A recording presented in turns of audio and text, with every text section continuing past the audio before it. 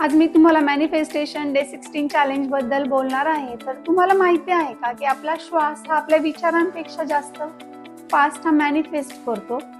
Air हा element आहे.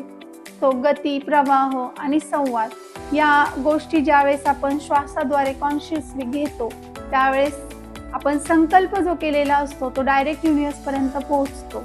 त्याचं एक उदाहरण म्हणजे आता तुम्ही शांत बसा, मनामध्ये एक इच्छा बोला आणि हळुवारपणे श्वास सोडताना तुमची ती इच्छा आधीच पूर्ण झाली आहे. ही प्रॅक्टिस तुम्ही 7 वेळा करून पहा आणि प्रत्येक श्वासाबरोबर तुमची इच्छा हलकी, मोकळी आणि तुम्ही ती फील करत आहात, त्याला अनुभवत आहात. यामध्ये कोणताही स्ट्रेस नको, ताण नकोय.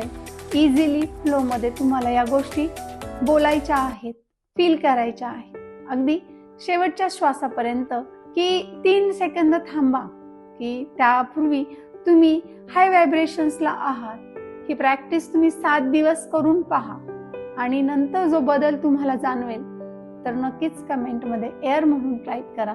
तर अशाच मॅनिफेस्टेशन टेक्निक्स फॉलो करण्यासाठी चॅनेलला सबस्क्राईब करा, लाईक करा, कमेंट करा.